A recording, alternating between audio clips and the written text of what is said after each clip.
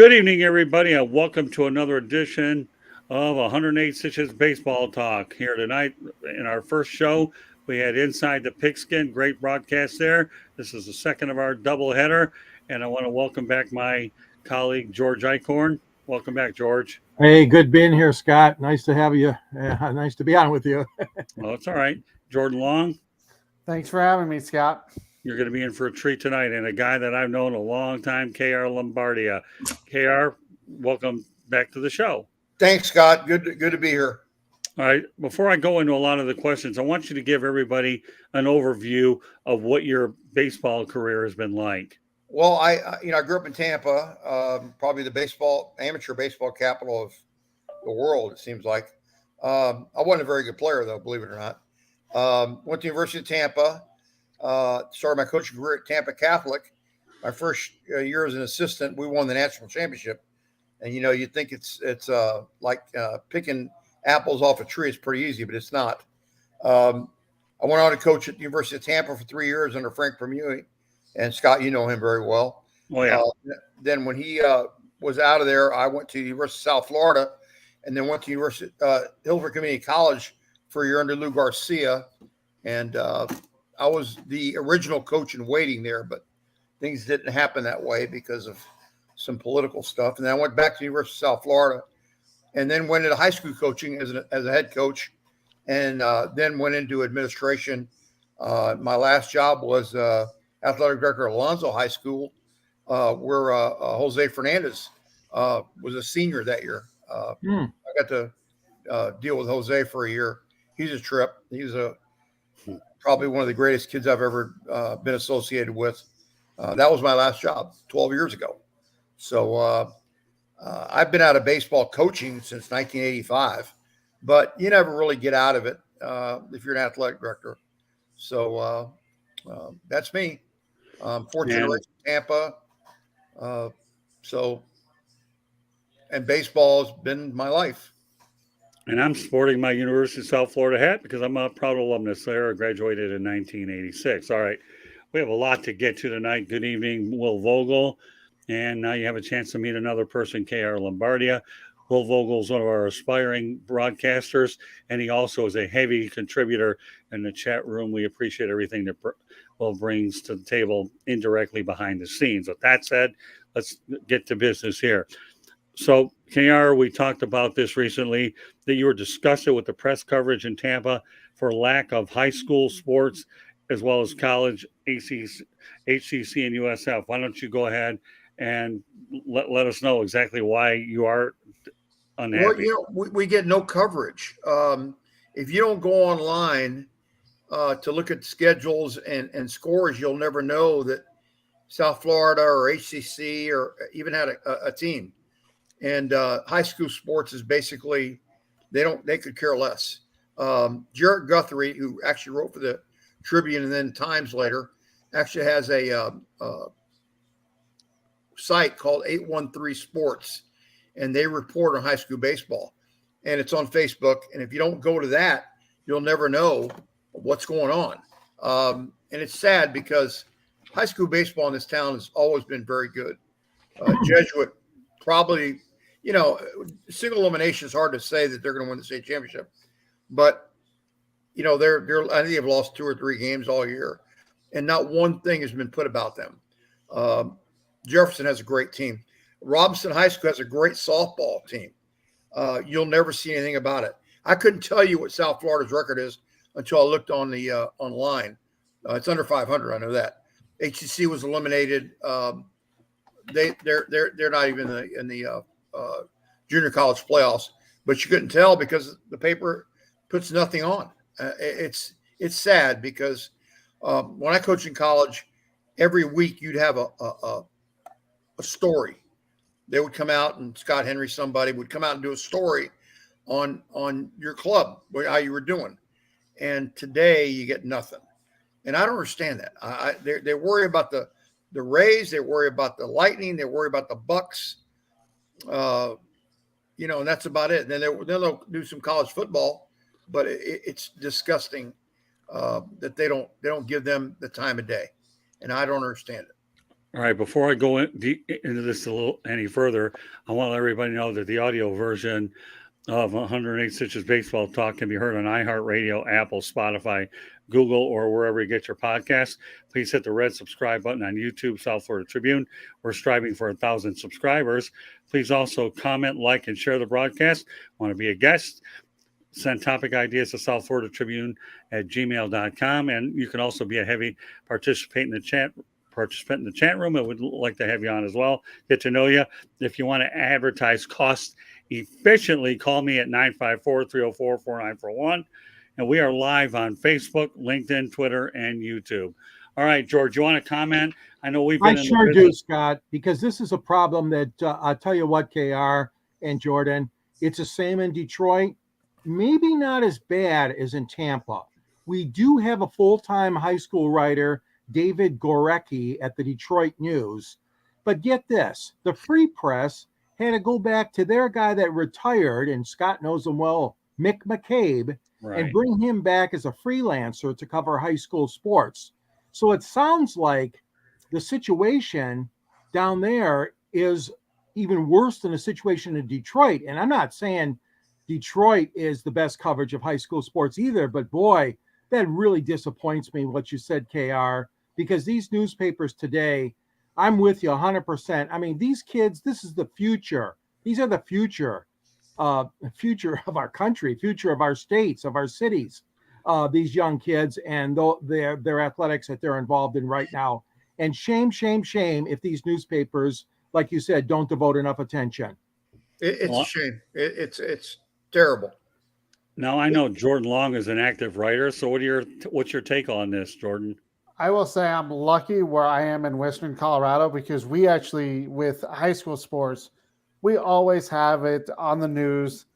Being in a small city, that's the only sports that are really going on. It's either our Division two college, or it's college sport, or it's high school sports. So luckily, we have the coverage of high school sports. It is disappointing to hear that other areas don't devote a lot of time to high school sports because, like George said, that is the future. These are the kids that are going to go to play college. Some of these ball players and players are going to go play in college, maybe even to the pro. So it's a little sad to hear that where you guys are, there's not a lot of coverage, as where, on the contrary, where I am, there's a lot of coverage of high school sports.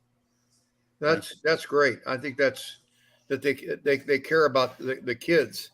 And, when I was growing up, Little League baseball was covered. I mean, my name was in the paper when I played as an 11 and 12-year-old.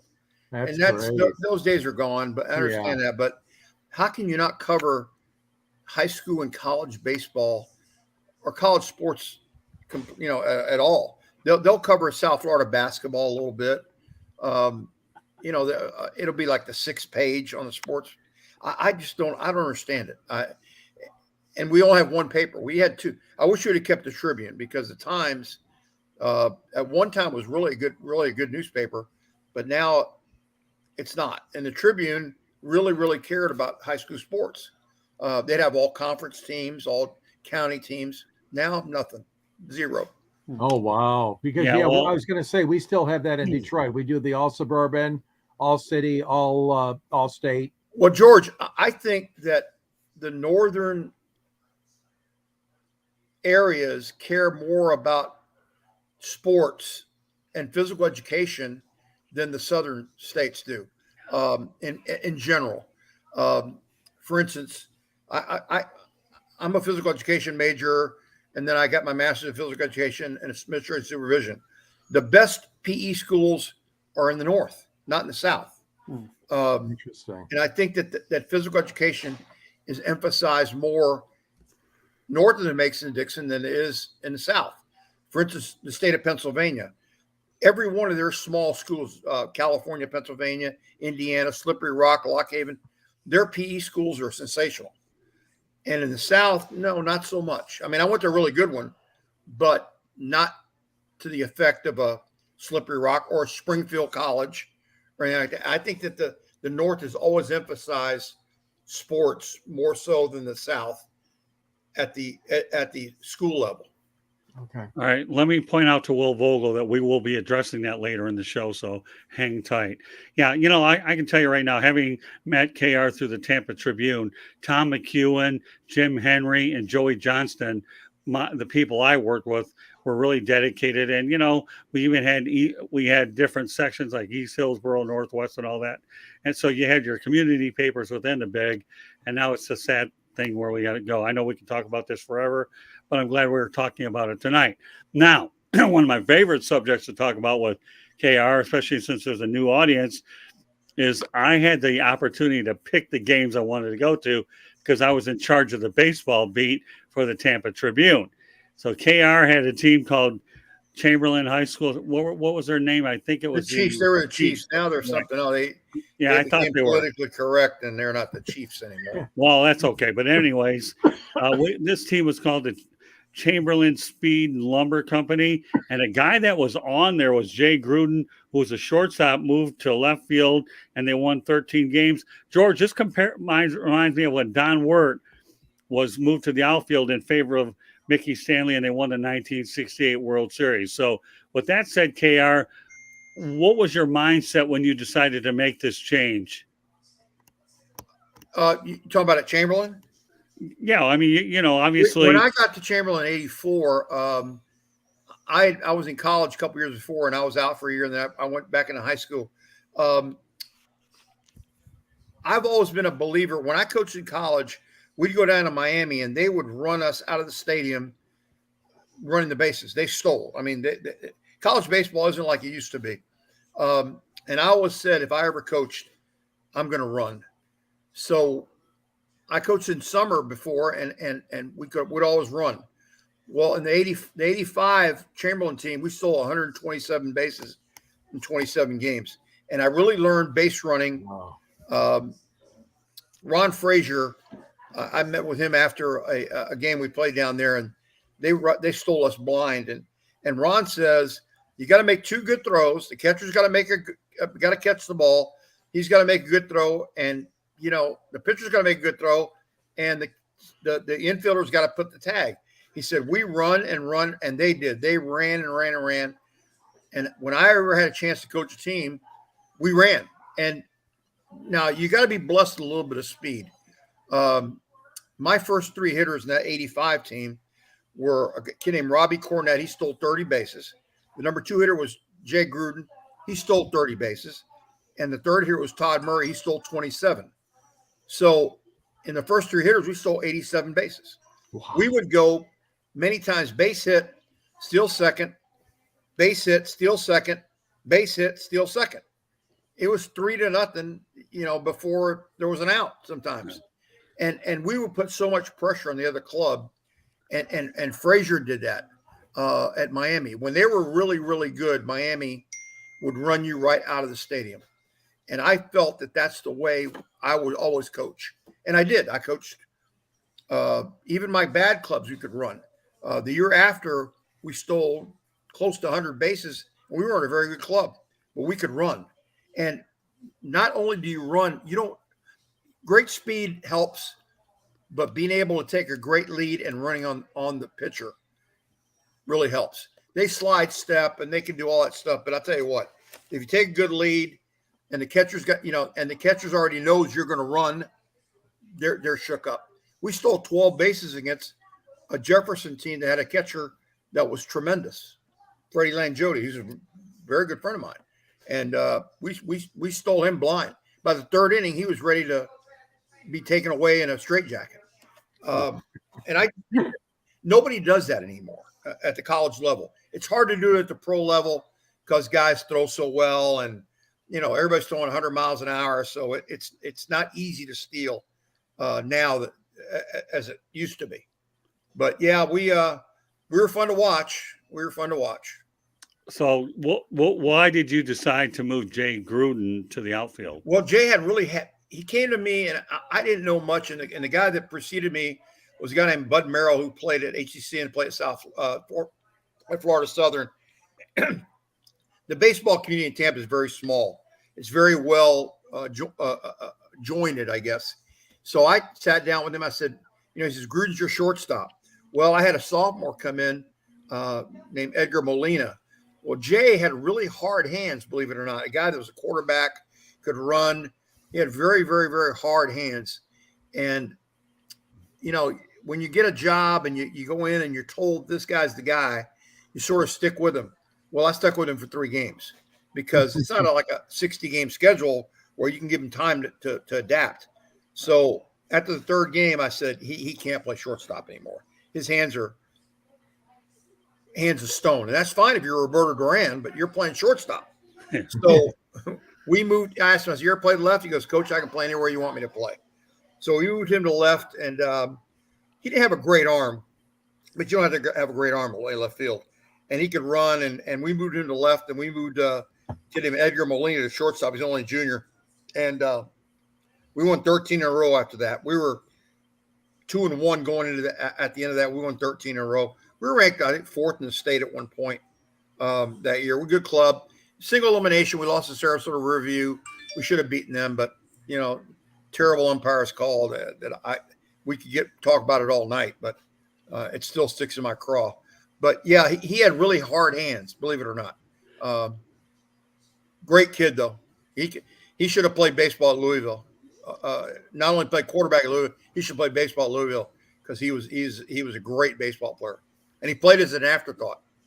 Well, the amazing part about this comparison, as I mentioned, Don Wirt with the Detroit Tigers, George played infield and then got moved to the outfield in favor of Mickey Stanley because they needed a bat. Is that correct? Sure. No, it was actually Ray Euler, the shortstop. Okay. Yeah, Ray was Ray. You're close though, Scott. He played right next to Don, and and Ray Euler, took a back seat when Mayo Smith put Mickey Stanley at shortstop. Right. Well, I was only 6 years old, anyways. But all right, yeah. So I'll take a mulligan out. Thanks for the correction. But I'm going to go to Will for a moment. Yeah, Will. Jay Gruden is the brother of John Gruden. Okay, so the Grudens are very well known out in the Tampa area. So I'm glad you brought it up. Yeah, and we got that answer for you. All right, well, Ray Euler, whatever, Don Wirt, they both have a championship ring.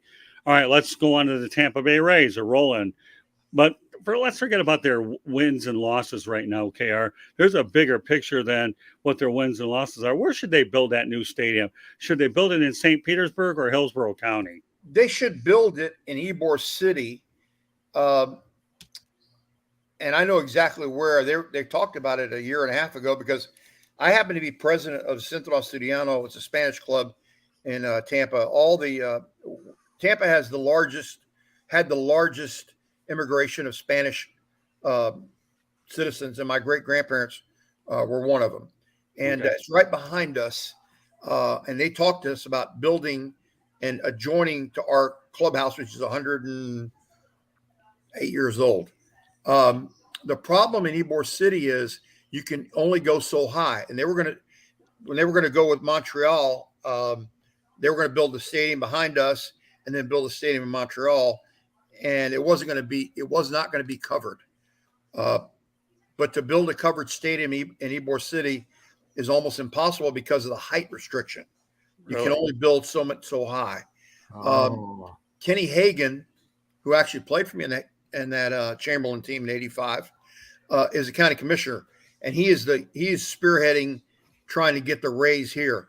And all he'd have to do is get a waiver to build that stadium higher, to build a dome. Okay. If they built it there, I think that it would be better. Will they ever draw big time? I don't think so. And I'll tell you why. Okay. You're talking about, I don't go to games anymore. I went the first year my dad had season tickets, and the cheapest tickets were like $39. Okay. So if 2 people, that's $80. To park is $100. People in Tampa don't have that kind of disposable cash. And I don't think that we'll ever draw like they do in New York or Chicago or LA because of that. I'm a prime example. I don't go to the games. They're on TV. And I told the Braves one time, I said, y'all are dumb. I wouldn't put any of my home games on TV, but they're getting money. In the old days, you would never see a home game in Chicago or WGN or WOR. They were never on TV in New York or Chicago. The away games were, but not the home games. Then they went to the home. I think they're losing money that way. I think they need to to say no more home games on TV, people would come out. All my friends say, the hell with it. I'm just going to watch it on TV. Why should I drive all the way over there and spend $100 for a game? Then I can watch it on TV. I think that's a problem in Tampa. I may be wrong. I don't care where they put it. I still don't think they're going to put 25,000 in a stadium every night. Well, I mean, like you, I was a resident there for a period of time. I always thought they should have built a stadium adjacent to Tampa Stadium, and they had a sign there many years ago, but that never went through until they built the one in St. Petersburg. I personally don't think that the Rays can survive in St. Petersburg. And with the traffic situation on the Howard Franklin Bridge and 275, there's no way. I mean, I've been to Tropicana Field too. And, I do believe that Major League Baseball can survive in the Tampa area, but it has to be in Hillsborough County. If you're telling me that Ybor City is the way to go, fine. But really, the best place they should have had it was right near Raymond James Stadium and out there. And that eliminates a lot of problems. Plus, that's an established area for supporting sports right off of Dale Mabry. No, you're probably right there. That would be a good. Also, the fairgrounds has been talked about. That would draw some Lakeland and Orlando people because it's east of Tampa. And if you're in St. Pete, I mean, they're as far west as they can go almost. They're almost in the water. I mean, you're not gonna get Sarasota and you get Bradenton, but you're not gonna get Orlando or Lakeland to come out there because it's just so far west. But they know a lot more than I do. I guess I don't know. I just don't think it's gonna. I don't think it's gonna work. Well, now there's talk about the Orlando Dreamers with Pat Williams. So this has just recently come in. Jordan, yes. I'm going to turn it over to you in a moment, but do you think that there's a reality that the Rays could wind up in Orlando if all this continues to occur? Well, obviously that you guys need a new stadium. And like KR was talking about, you need to lower the price of tickets. If that's not going to happen, you might as well go where you can get fans, and that's Orlando. Because the fact of the matter is if they do move to Orlando, there might be more people that are willing to spend the money to go to baseball games in Orlando. I honestly don't want to see the Rays move. I want them to stay in Tampa or, somewhere in that area. But the fact of the matter is where can you build a stadium for fans to go to? That's where it comes down to. And there's no solution at this point. Well, you're right, Jordan. Well, the solution is a lease over at Tropicana Field is up in 2027, and now you're really down to crunch time. Where are they going to go? All these things usually happen at the last minute. And if you're going to build a halfway decent stadium, you need about 2 or 3 years to do it. So, I saw the stadium they were going to build without the dome, and it was cool. It was going to abut to our clubhouse, which is very historical, and it was nice, but. That dual Montreal, that's not going to work. That was laughed at by people. Well, MLB shot it down anyways, KR. They want part of that. Thank God. I mean, I don't know where they got. I told them, the meeting guy said, that's not going to work. That's not going to work. I don't know where y'all pull that out of your ears that you would think that two cities could share a team. I don't know where they got that from. And I'm not a rocket scientist, but that doesn't make sense to me. See, now I was the opposite. I was in favor of that, just so it would take the burden of selling the tickets a little bit. It would ease it a little bit in the Tampa St. Pete area by having and exposing the product north of the border in Montreal. But they don't have a good stadium in Montreal. The Olympic Stadium can't. No, they were going to build a new one. From what we understand, we heard they were going to build a new one. Yeah, they were. Yeah, they had their shot already, and they didn't do it. They had their shot. Yeah, I know, but some cities, Atlanta had 2 shots at the National Hockey League. Sometimes you get more than 1 shot. Yeah. But, I mean, not always. But the thing is, in Detroit, what helped them out is the fact that the owner at the time was a guy named Tom Monahan, owner of Domino's Pizza, okay? And he wanted the stadium built right across the street from Tiger Stadium. Well, Scott knows this. That is not a good area, okay? I mean, it's an okay area, but it's a very low-income area right by Tiger Stadium. And no offense to the people there because they've struggled and live by the bootstraps, as they say. But what happened was he didn't get that kind of support to build it there.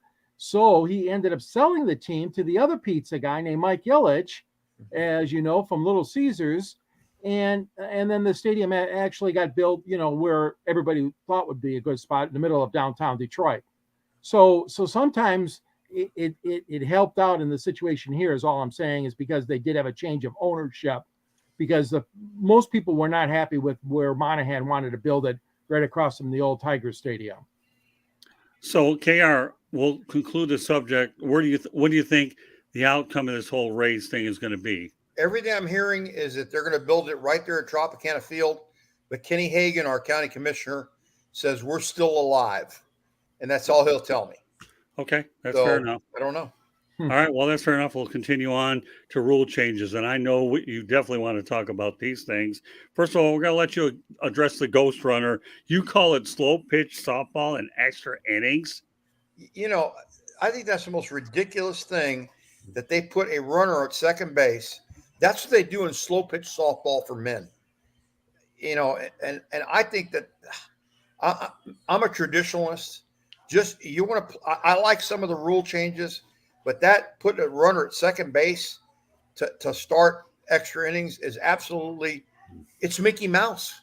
I mean, it's Mickey Mouse. I mean, it's not, I don't know of anybody, and I hang around a lot of guys that are baseball guys. Not only they coach, they were fans, and they think that's the most ridiculous thing they've ever seen. I was watching the other night, the Yankees and Rays, and they put a runner at second base. I think, Jesus Christ. I mean, make him earn his way to second base. Don't put him there. I just think it's ridiculous. You know what it is? I'll tell you what. You got people that are commissioners that don't know what the hell baseball's about.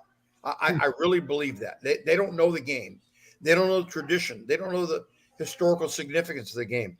But I like the speed up rules. I like some of the things they do. The big base, I won't give you a nickel for that. That's crazy. I mean, it's been the same size of base since 1880, I think, or 1869. But this ghost runner that's ridiculous. All right. So what I'm going to do there, great segue, and we'll let George and Jordan comment as well. We'll break down the rule changes one by one. Okay.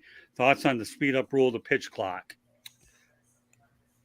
I like it. I would never had that problem as a coach, because I'm from the Johnny Sane, work fast, throw strikes, change speeds. My pitchers all work fast. When kids came to me when they came to me out in college, I coached pitchers in college also, we talked about that. And they weren't comfortable at first, they were after.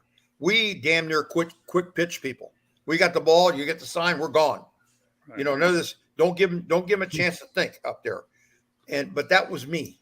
These guys that walk around the mound, the Al Hraboskis, I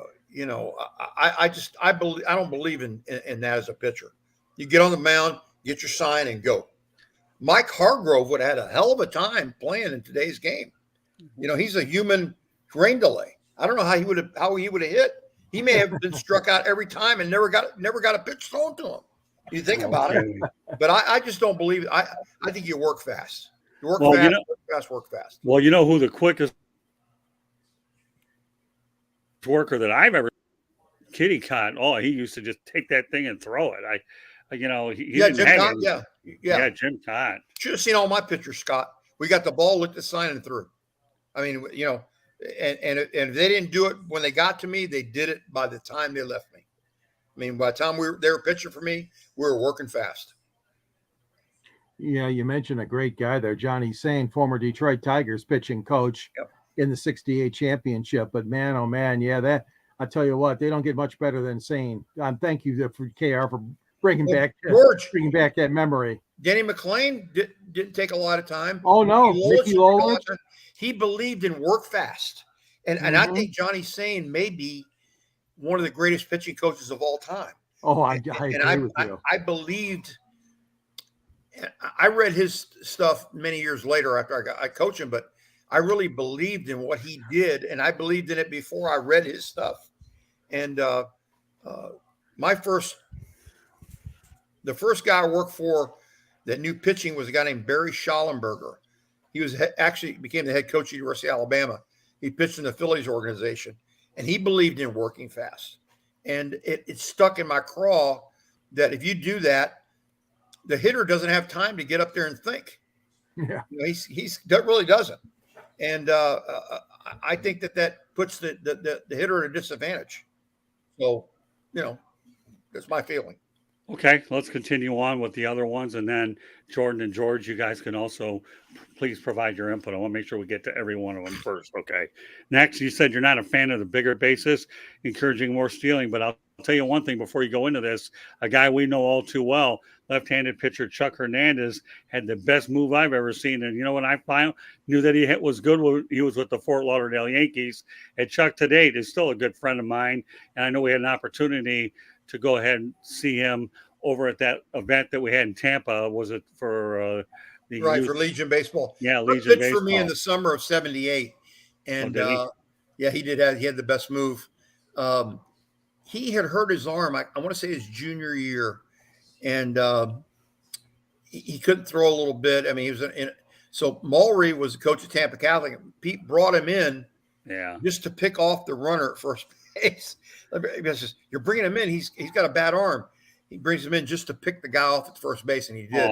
I believe that too. Let me tell you, KR. Okay, when I saw him at Fort Lauderdale with the Yankees, the guy's control wasn't very good. He gave up a lot of runs, but he says, I wouldn't have had to have a good move if I'd have kept people off the bases. So Chuck was definitely one of those kinds of people who had a great sense of humor, and he's been a good friend of mine over the years, and it's kind of neat because my days of going back to the Fort Lauderdale Yankees, I met a lot of great people through the years, but to me, Chuck Hernandez is classic. I've known Chucky since he was like 5 years old. We went to the same Catholic school. His sister was a year behind me, married Nadia Contreras. But I've known Chucky since he was really, really little. And he played football at the boys club, and then he pitched for me. He was really fortunate. I had a great time working with him because he learned the three-finger changeup from his brother-in-law, Nadia Contreras, and who had learned it from Gary Nolan. The three-finger, the OK change, they call it the circle change.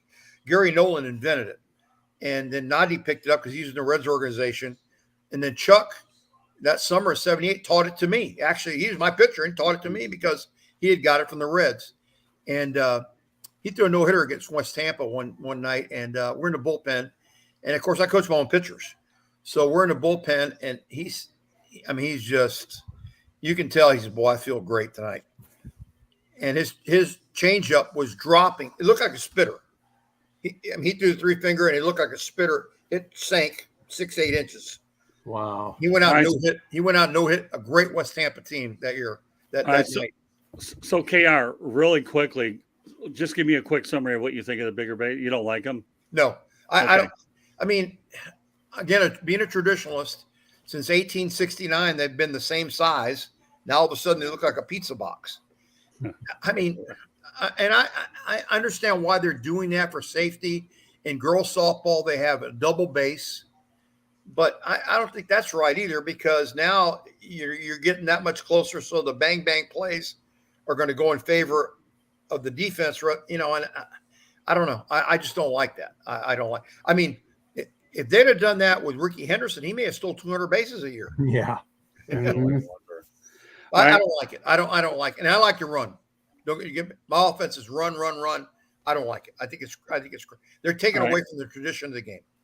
On to the shift rule. I wouldn't change it. I mean, I wouldn't change it.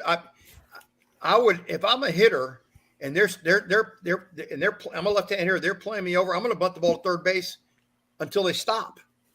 Can you imagine? And we're old, okay? We're not. Scott, you and Jordan are younger. George and I are old. Imagine them running a shift against Rod Carew. He may have hit 1,000. He may have hit every ball to left field and hit 1,000, but they wouldn't shift him. Tony Oliva. Imagine that. I don't think they should have changed the shift. I think the hitters are stupid and not trying to beat the shift. Inside, outside swing. I was an amateur player. I wasn't a great player. If I'm going to hit and run, I'm going to hit the ball the right side. I led with my hands and I hit the ball inside, outside. Why don't these guys do it? But, they don't want to do it because they want to hit for average and they want to hit for a great story. Frank Vermeulen, Scott, Frank Munoz. Yeah. Frank coached Kevin Cash, the manager of the Rays in high school. So Frank used to go to practice, and the guy that played center field that got traded this year, Kiermaier, he's in the cage one day, and Frank tells him, you ever thought of bunting? You can run like a deer. You'd up your average 20 points by bunting. He goes, I never thought of that. I never thought of that. You're in the big leagues and you never thought of bunting to up your average. I mean, these guys are BB brains at that level. I really do. I really believe that. And Scott, I'll tell you, I'm not very politically correct. I'm going to call it like it is. You're a BB brain if you don't try to beat that. You really are. No, and if you're a right-handed hitter and they're playing you all the way over, push bunt between pitcher and first, you're safe every time. It's not as easy as left-handed hitter, but they want to put that rule on. Yeah, it's all for money anyway. Now the left-handed hitters are up their average 20 points this year or something like that. Yeah, I think it's stupid. All right, the last one, and then George and Jordan can provide their 2 cents about these. All right, we talked about the minimum 3 batter rule. You didn't seem too enthusiastic about that one either, did you? If you're going to go lefty, lefty, righty, righty, no, I think that they should be able to leave baseball the way it is. I mean, I like the speed up rules to get the game done, but the other stuff I think is just it's managerial decisions that they're and player decisions that they're interfering with, and I don't think you should do that. Speed up games. 1960. I'll tell you, 1965, summer of '65. We finished summer baseball. My dad takes me to Atlanta to watch the Braves, and we happened to see the Dodgers. Mm-hmm. Koufax against Cloninger. Leadoff hitter for the Braves is the Dodgers go down in order 1, 2, 3. Lou leads off the bottom of the first, hits a home run. That's the scoring for the rest of the night. The game was over in an hour and 38 minutes. We were leaving the stadium at 8:38. They work fast. Pitchers work fast back then. So they don't work fast now. And I think that's one of the problems that they work. You got to force them to work fast. Okay, Jordan. Well, you talk about what we're going to do, George. Yeah, I'm going to take them one at a time. Okay. Okay. All right. Speed up rule. Like it or not? Yes or no? I like it. Yeah. What about you, George? I do like it. All right. Next. I don't know if anybody that doesn't like it. Right. Well, I don't mind. I don't mind seeing a game end in about 2.5 hours. Oh either. yeah, I mean it's great, especially considering the fact that access to these players isn't like it used to be. But that'll be for another day, another time. So, right. All right. So, all right, we'll go back to George first. Okay, the bigger bases, like it or not? I like it because it has increased the stealing and it has provided another dimension to a lot of these teams that heretofore didn't know how to steal or didn't know how to play the game. All right, Jordan, bigger you bases. know, watching a game, I don't even pay attention that they're bigger bases, so I absolutely like it. Yeah, you know what's funny? I watch a game these days. I don't even pay attention to the shift and the bigger bases because the bases will always be in the same place. And to me, the shifts are what they are. I'm so used to watching it the old way that I don't even pay attention anyways. You know, when you grew up with watching baseball a certain way, then to see a lot of these changes, to me, it's not a big deal. All right, the shift rule, George, like it or not?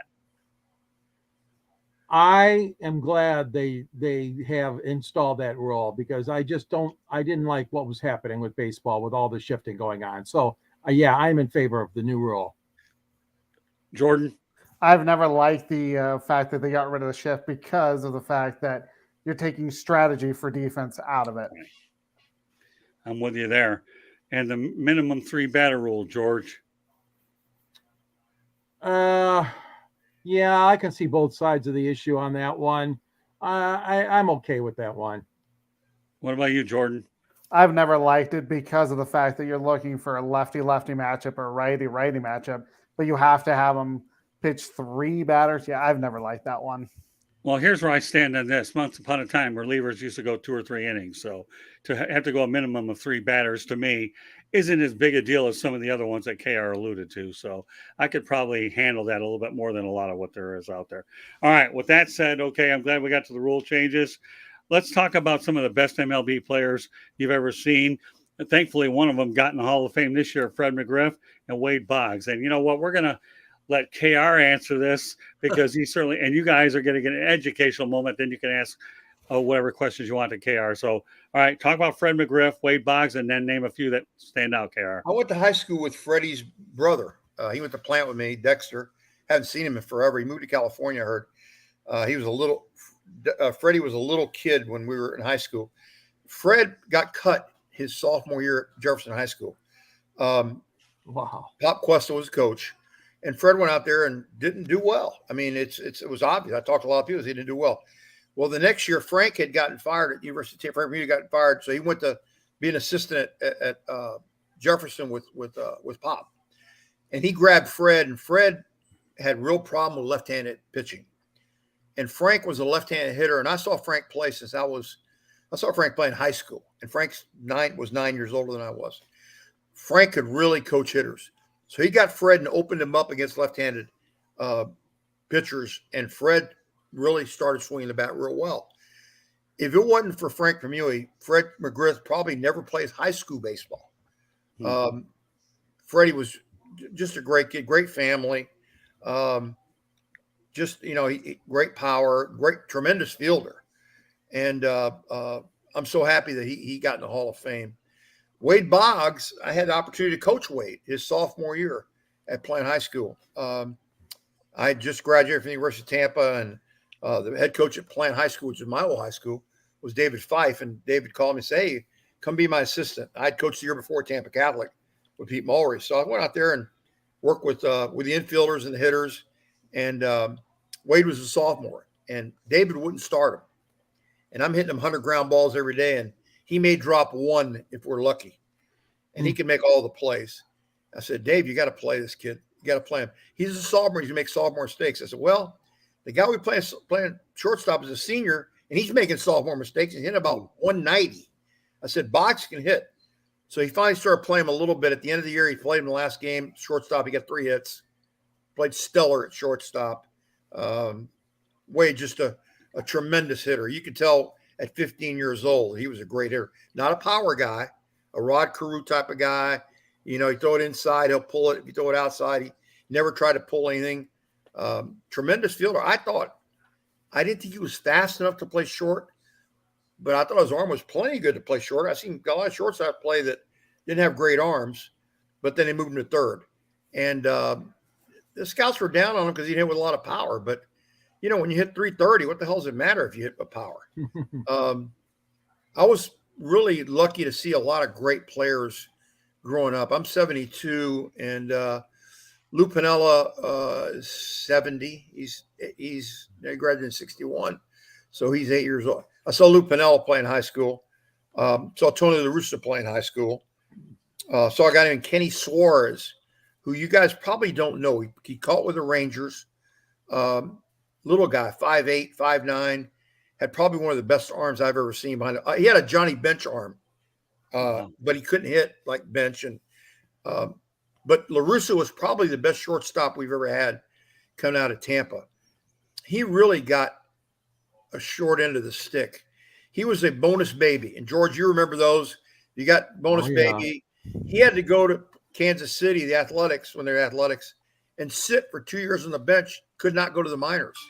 17 years old, 18 years old, he's sitting on the bench in Kansas City and not playing. Pinch running a little bit, not playing a whole lot. Then they send him to the minors.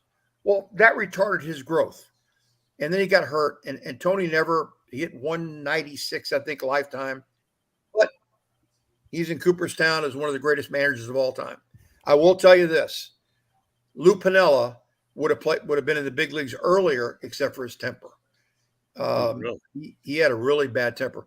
He destroyed a couple of water fountains in the minors, and he had a really bad temper. He knows it, and Lou knows it. Lou's mom and my mom were AAU all-state basketball players, so they knew each other since they were little kids. Lou was probably the best player at that time. Lou was a hell of a basketball player. He led the county in scoring. And he actually went to the University of Tampa on a basketball scholarship. and then played baseball as an afterthought. Just a tremendous athlete.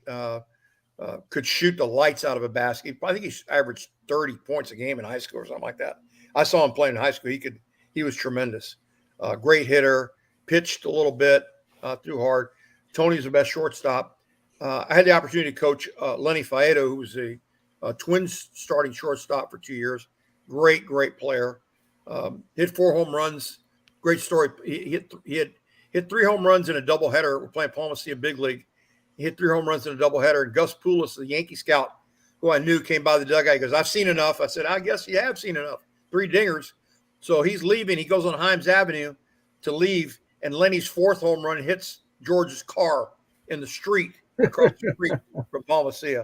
So, yeah, I've been really blessed to be able to coach Mike Heath, Bobby Sproul with the Red Sox. Mike Heath was a shortstop for us. That's how much we knew. Played him at shortstop. Well, he was a shortstop all his life, and then the Yankees made him a catcher, and then he eventually ended up at Oakland as a catcher. But we had some great players in this team. I was the athletic director at Alonzo the year Jose Fernandez was a senior in high school. There's one of the greatest kids I've ever had. He was what he went through to get here from Cuba was amazing. They caught him twice. The 3rd time he got here, his mother almost drowned in the raft coming over. The Coast Guard rescued him. He just, just a wonderful young kid.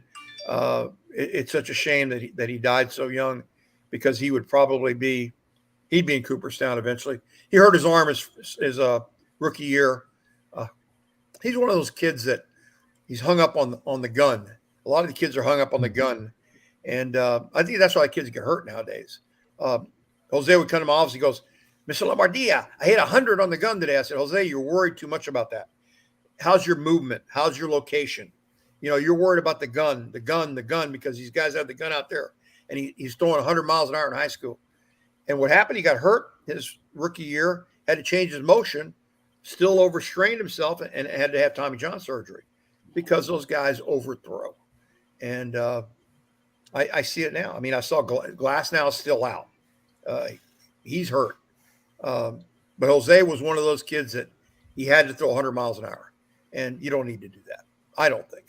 I may be wrong. All right. So, George and Jordan, do you have any questions to KR about some of the players that he mentioned with the baseball rich history that Tampa possesses? George?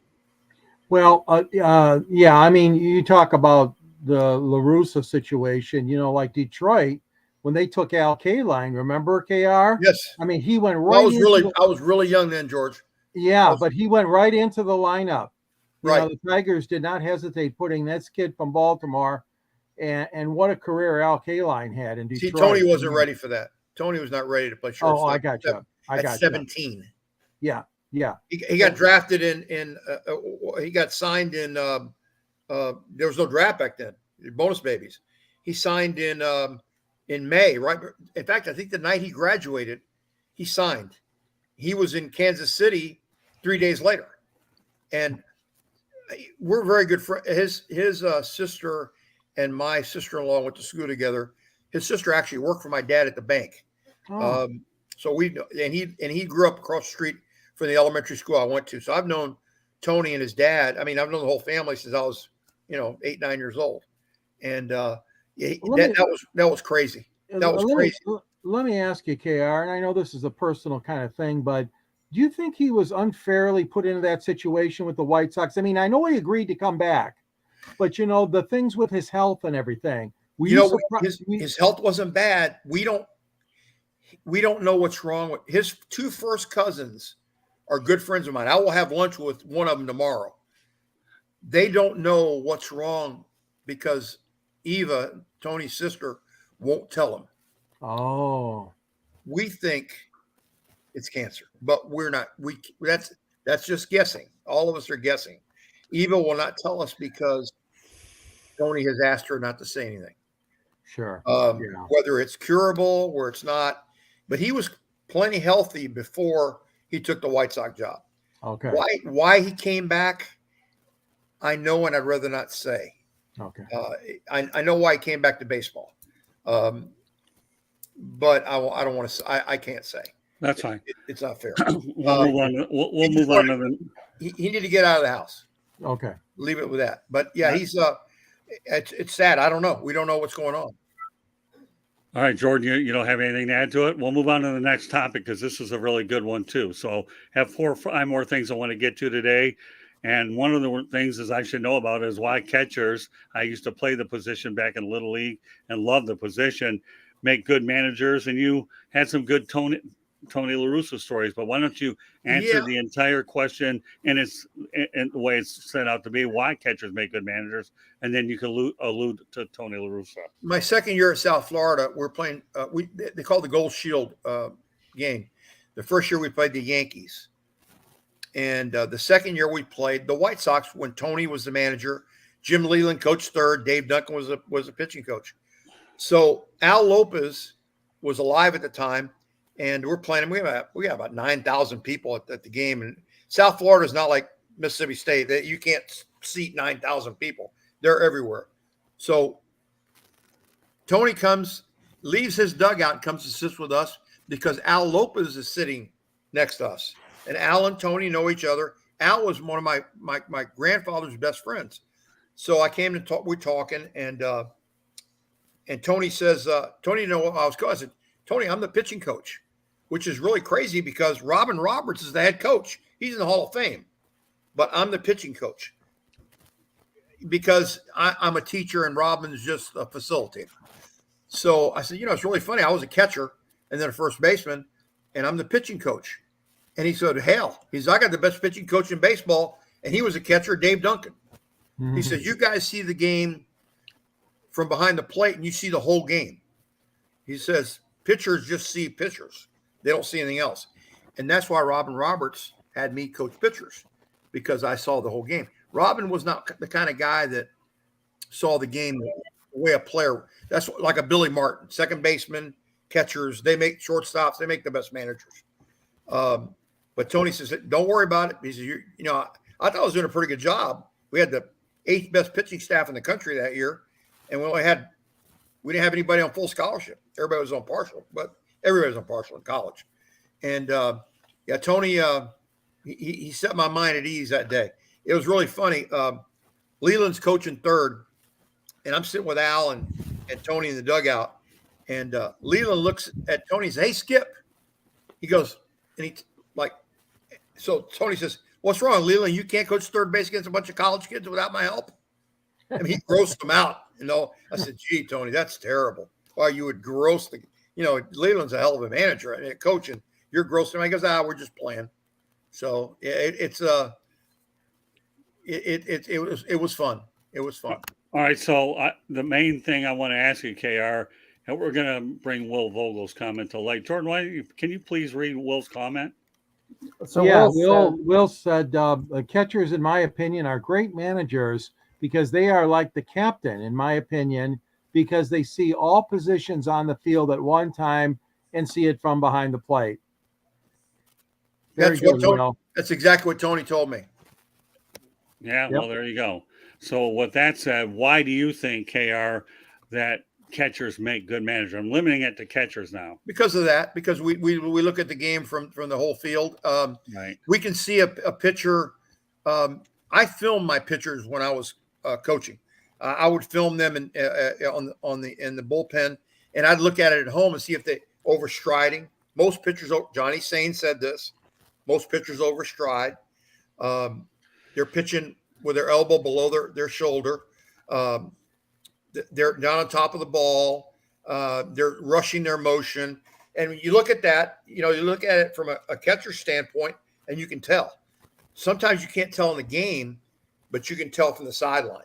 I mean, if I'm in the dugout, I can tell, he's rushing his motion. He's overstriding. And it's easy to show that. It's easy to see that sideline.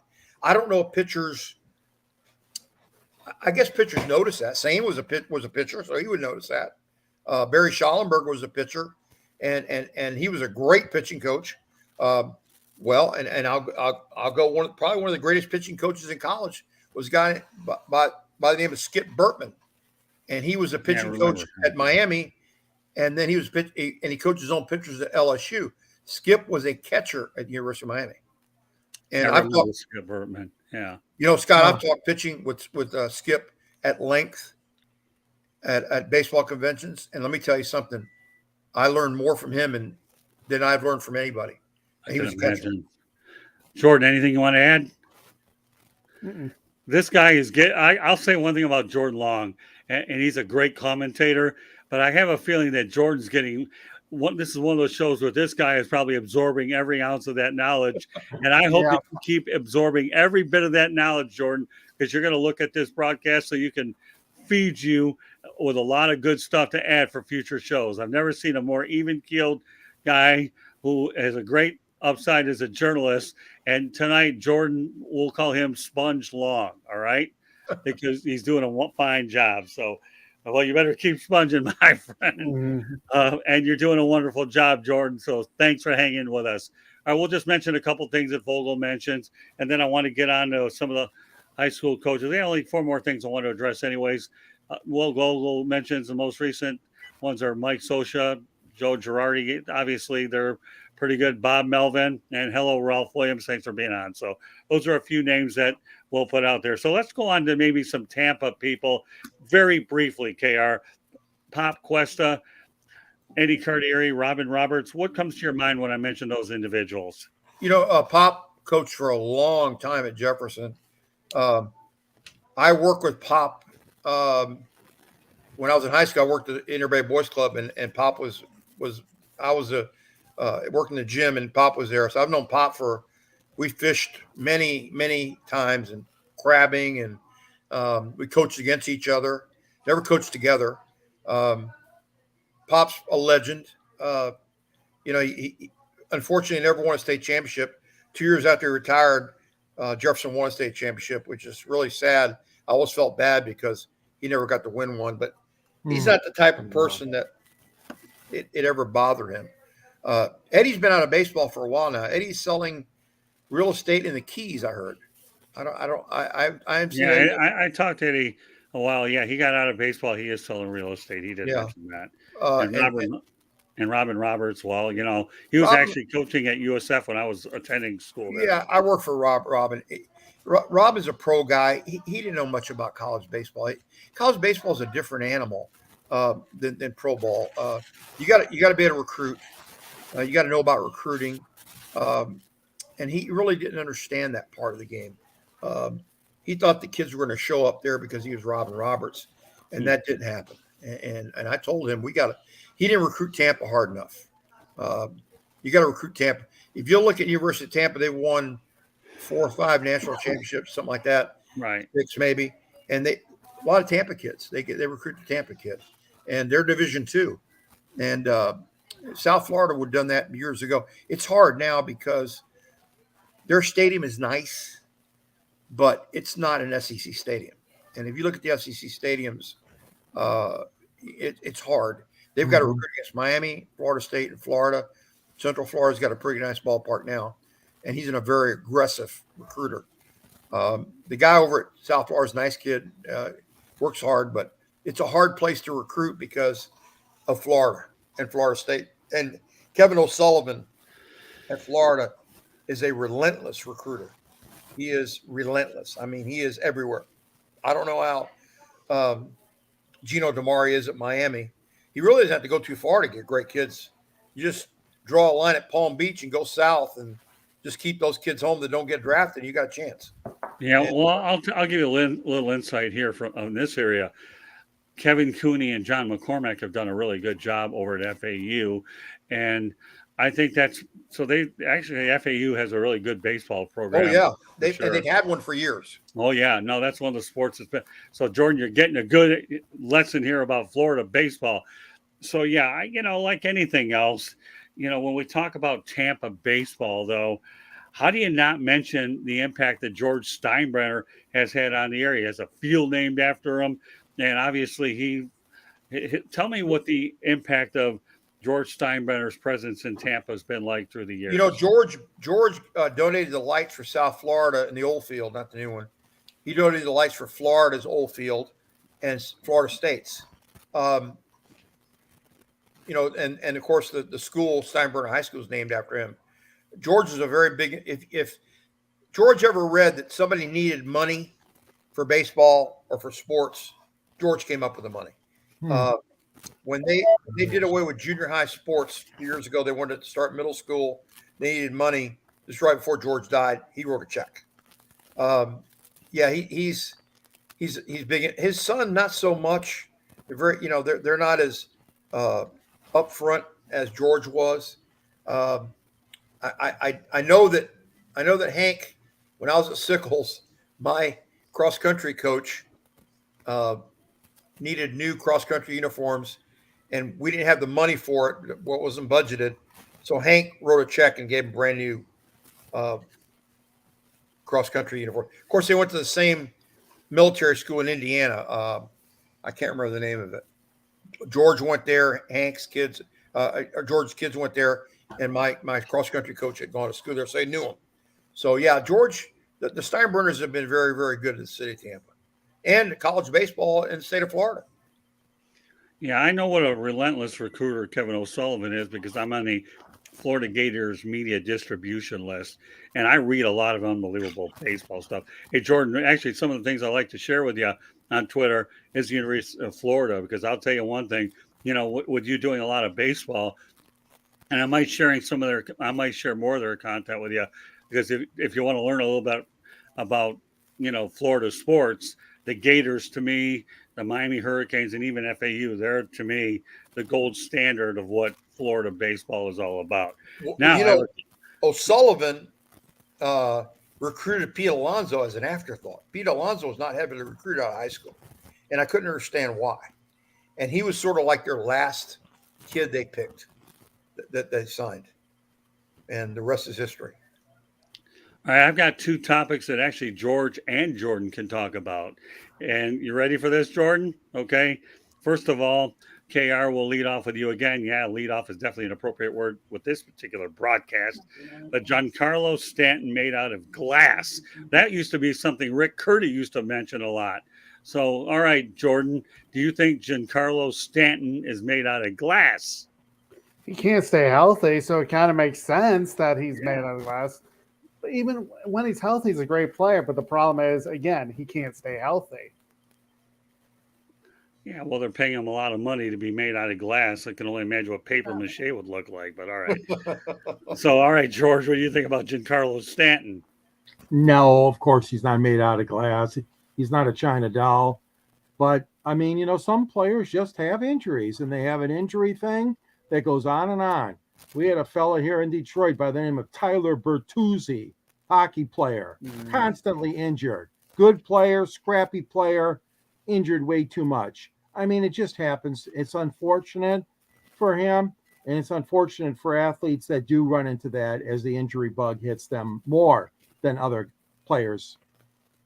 All right, so give me your reasons, KR, for calling Giancarlo Stanton made out of glass. He's been on the injured reserve list 11 of 14 years. That's good enough for me. He's hurt all the time. I'm a huge Yankee fan. I am a Yankee fan first and a Rays fan way second. And there's a bunch of people here in Tampa that are Yankee fans. We grew up with Yankee fans. And a good friend of mine is a huge Yankee fan. We talked about it. We think he may be too tight. He's always pulling muscles. To me, being a physical education teacher, you're not stretching enough. I think that's my guess. He may not stretch correctly, but he's always pulling muscles. And we talked about we were going to do a pool of how fast are you going to be going to the injury reserve this year? Gosh. And it's of course a lot of Yankees are hurt. So I'm questioning now the trainers. You start questioning the trainers. Are they not doing what they're supposed to do? Remember the old Yankee trainer, Gene Monahan? Oh, yeah. Yeah. I never saw those guys get full muscles like this. Mantle was always hurt, but Mantle got hurt because he tore his knee up. And they couldn't fix knees like they did now. So, but nobody else was hurt. I mean, I don't remember people getting hurt back in the old days when Monahan was a trainer. And I'm sure that modern medicine would make them avoid that. So, they look like a mash unit. Blake Lozinski, well, thanks for joining us. He comes on a lot, and Will Vogel, obviously the king of the chat. So, Blake, thank you very much for being a part of this. Okay. And of course, one of my favorite topics, and there's no way I could not bring it out with you here, is it's a two-part question. First of all, KR Lombardia, is Don Mattingly a future Hall of Famer? And will he be the next manager of the Yankees if Aaron Boone falters? I'll talk about the Hall of Fame first and the manager second. I don't know. I like Mattingly. I don't know what kind of manager he is. I know that I thought Aaron Boone was a mistake. The last guy they took out of the broadcast booth was what's his name from Jerry. He's a Yankee with the Padres. Got him. Oh, Coleman. Jerry Coleman. I mean, Yeah, that's not successful. There's a lot of people out there should be man. I don't think the Yankees will ever win with Boone and Cashman. That's my feeling. I don't think the old man is flipping in his grave. The old man would have got rid of both of them years ago. The old man would have never hired Boone in the first place. I think. I don't think we should ever got rid of Buck. I think Buck Showalter was a good manager. Right. I would have brought him back. I think Buck's a good manager. I'm a little prejudiced there, though. Buck's a Mississippi State graduate, so am I. Okay. I think Buck's a good manager, but I don't think they're going to win with Cashman and Boone. My feeling. Well, let me give you a little insights about Mattingly. Number one, he did a pretty decent job with Marlins, knowing that they end up getting all their players at the dollar store anyways, or they don't have a very big budget anyways. I can't pick on them too much because you can't bite the hand that feeds you. But let's face the reality. Don Mattingly succeeded in L.A., won there. I believe he could win in New York with a lot more cash capital contributing to the roster. And number one. And number two, I've always been an advocate for him being in the Hall of Fame. The only thing that worked against him is the fact that he never went deep into a lot of postseason. So otherwise he'd get in there. Sorry, what about you, Jordan? I'm going to ask you about both these questions. Don Mattingly, a future Hall of Famer, number one? Yes. Okay. You care to elaborate? Well, no, it's just his numbers are good enough. But the problem with the Baseball Hall of Fame, and we've talked about this, it's the Hall of Good. It's not the Hall of Great. But Don Mattingly, you can't write baseball history without Don Mattingly in there. Okay. Well, he's got a lot of artifacts in there anyways. The only thing missing is a plaque. But I don't know. I was there in August. So, and the second, what about this question, Jordan? Do you think he should be the next Yankee manager? It would make a lot of sense just because he's an ex-Yankee. And the fact of the matter is, as you pointed out, is he did well with the Dodgers. He did an okay job with the Marlins too. But the fact of the matter is I think, and I like what KR said, is that Boone is not the right man. I think Mattingly would have been the better choice. And I think he will eventually be the next Yankees manager once they fire Aaron Boone. What about you, George? Comment on both of them. Well, he's 62 now, Mattingly. So he's at that point where if they do name him, it's got to come sooner rather than later as far as being the new manager of the Yankees. But yeah, Aaron Boone has had way more time than anybody would give him. And very good point, KR, that had the old man still been around, no way would he have been keeping him around. And then as far as the Hall of Fame goes, I mean, I can see it, but I can also see guys like Lou Whitaker and Mickey Lolich and Bill Freehan, and I could go down in the history of a lot of Detroit players too that haven't gotten a fair shot in making the Hall of Fame. But Mattingly does deserve a chance on the select committees, very much so. All right, George, read Will's comment. Will Vogel, yes, the future of the Hall of Fame, and yes, future manager, because Boone has not done a lot for the team, and they haven't gone to the World Series since 2009. That's just great segue. So that leads me to one more question here because of what Will said. Personally, I think that when they let Joe Girardi go, it was a mistake. Jordan, you're nodding your head. Okay, take your nod and turn it into words. Well, Joe Girardi actually coached them or managed them to a World Series. I thought they left him off the hook way too early. He also got them to the playoffs and almost backed into another World Series. Right. I really wanted Joe Girardi to be the manager of the Cubs. Obviously, that didn't Right. happen. But the fact of the matter is with New York, it's either World Series or bust. And what did Joe Girardi do? He got them to a World Series and won it. I think he should have had a little more time. Me too. All right, George. I agree. Joe got the axe too soon, and yes, definitely deserved more time than he got in the Bronx for sure. All right, KR. Final word on Joe. I agree. Girardi. Here's what we hear though, that Cashman loves Boone. Okay. And Steinbrenner is not, well, Hal, because Hank's dead. Hal is not real hands-on. He's not. Right. He doesn't have the same drive that the old man had. That's Hank like had very Detroit. little. Hal has even less. Same thing in Detroit, KR, with Chris Ilitch versus the old man Mike Ilitch. Yeah. Same. No drive. Where did they build the new stadium, George? Where is it, near the old one? No, it's in downtown, the heart of downtown. All three stadiums, KR, are within walking distance. The Detroit Lions, Ford Field, the Comerica Park of the Tigers, and Little Caesars Arena, the hockey and basketball arena, all in the same area. Well, I know Beautiful. Alex Fido's father coached him in high school at Delonzo, and I was the athletic director. Jose Fernandez on that team when Alex was a freshman. I hope Alex makes it in Detroit. Yeah, the kid's got, He got drilled the other night. It's sad. But, yeah. But Londi tells me that he gets to stay in a hotel that he can oversee the park. There's a hotel down the street. He can oversee the park. Yep, So, sure does. Yeah, a hotel right down there. Yeah. You take your life in your own hands up there, though? It's gotten a lot better. Detroit's gotten a bad rap, as the Motor City Mad Mouth knows too. KR, cut my city a little slack. Then again, it's pretty hard for you to do that because I lived in Tampa, so it's great. You know, we'll talk about Detroit. You guys got a great pawn shop up there. An 8 Mile. All I know, I haven't been to it, so I'm not going to say. My brother Lonnie would always say one of my hometowns, and I wrote a story recently about him in Tampa, and of course Detroit. Hang in there, Jordan, because you're going to have an opportunity in a moment to let everybody know they get a hold of you. So finally, KR will close it on this note. What's retirement like? And any do-overs in your career that you would do? No, brother, after all this I'm time? so glad. You know, we're having a tremendous teaching shortage here in Tampa and administration shortage, and I can see why. I mean, it's just gotten – schools are war zones down here. I mean, and I'm sure they're everywhere else too. And they're not disciplining kids, and I couldn't be an assistant principal today. I couldn't do it. They're cussing out teachers. They're not doing anything about it. I don't miss one. I hear stories and I just shake my head. I just can't believe it. It's sad. But retirement's been very good. My wife and I are enjoying. She actually retired a couple years before me because she started younger. She worked for the county, same retirement system. So we travel a little bit. We've been to Spain a few times. We're going back to Spain next year.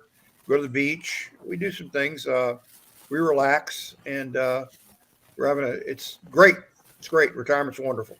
It's called getting out at the right time. All right. Well, this is a part of the show where we let everybody know how they get a hold of them, and then I'll close it out with how you can reach us again. With that said, Jordan, let everybody know how they can get a hold of you. And I'm sure KR will probably pay attention to you a little bit since he has some free time on his hands. Anyways, all right, JL. You can find me at Sports Scoop on Twitter. I also have blogs that I write Mondays through Thursdays with podcasts on Fridays at sports-scoop.com. And besides being here on the South Florida Tribune with 108 Stitches on Tuesdays, you can find me on the Pundit on Wednesdays with Jacob Krishner, Danzel Snipes, a.k.a. Jay Nelson, as well as Scott. Yeah, I enjoy it. That's a heck of a show. We talk sports and non-sports. Done a really good job with Pundit. All right, KR, let everybody know once again how they can reach you. And obviously, it's been great having you on the show. I know it's been a good education for George and Jordan about Tampa. But the reason why it's so good to have George and Jordan on here because it has such a wealth of baseball history. And KR has been nice enough to share some of that knowledge with a lot of the people out there because Tampa, when you talk about players coming from that area, it's unbelievable. And, you know, even Will Vogel was startled when we mentioned Jay Gruden, but you know what? I saw him when he was a pup. All right, KR, let everybody know how they get a hold of you. Well, I don't have anything. I'm not like you guys. I don't have anything online. I'm on Facebook. If you want to friend me on Facebook, that's fine. Jordan, what city you live in Colorado? Grand Junction, Colorado. Oh, junior college World Series. Yep. Yep, that's a great place to. My friend John Tamargo played there in the Junior College World Series, and he said he wanted to play the rest of his life because he said fly balls get out of there like nothing. Yeah. High elevation. How do you like that, Jordan? The guy knows a little bit about your town, man. Right. My cousin also lived there until about 4 years ago, and she moved back to Illinois. I'll be darned. Beautiful place, though. Pictures are beautiful. I've seen pictures of Grand Junction. Beautiful place. Well, how about that, Jordan? Didn't expect that one, did you? No, not a lot of people know where Grand Junction is. So Junior College World Series, baby. This guy knows. All right, there you go. You made a new friend here tonight, Jordan. All right, George. Maybe KR Lombardia might want your book, so let everybody know how they can get it and everything else. Detroit Sports Broadcasters on the Air is the name of my book, KR. I wrote it many years ago. And Scott's in this book too, because Scott and I have known each other in the broadcast business for 43 years now. Wow. And George Kell, Al Kaline, Ernie Harwell, Ray Lane. I mean, there's so many great Tiger announcers over the years. And Scott's in here interviewing two greats, Muhammad Ali and Jimmy Connors. And the book is available from Arcadia Press or Amazon, or better yet, go to the end of my column at the South Florida Tribune. I write under the Motor City Tribune, and at the end of my column, there's a tag where you can just click on it and you'll be attached to be able to purchase a copy of the book. You can reach me at gicorn@yahoo.com. I'm also available on LinkedIn under my name and on Twitter at SNG Sports 99. You can hear me on 108 Stitches with Scott and the Sports Exchange and the Fire Up shows and wherever else he needs me. And I want to tell you, KR, it's been a pleasure being on with you. And I know Jordan feels the same way. Like you said, Scott, we learned an awful lot. Thank you for sharing so much of the history of Tampa and St. Pete baseball. Thank you. George, I got to leave you this. Danny McClain's son was in my PE class. Oh, gosh. He didn't play baseball. I said, "You're Danny McClain's son. You don't play baseball? Can you come out and throw maybe and see what – I'll make that." He goes, "I don't play baseball. He wouldn't even come out. Oh, my. Wow. I said, "You can't short arm those curveballs. You know, I know I don't want to ask you to win 31 games, but come out and win 4 or 5."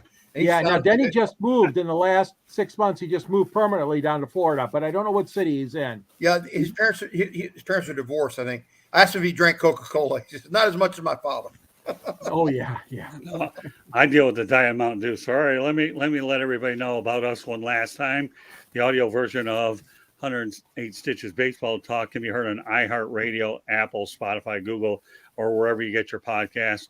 Please hit the red subscribe button on YouTube, South Florida Tribune. We're striving for 1,000 subscribers. Please also comment, like, and share the broadcast. Want to be a guest? Send topic ideas to southfloridatribune@gmail.com, or you can participate in the chat room as well. If you want to advertise cost efficiently, and I repeat, call efficiently, give me a call at 954-304-4941. We are live on Facebook, LinkedIn, Twitter, and YouTube.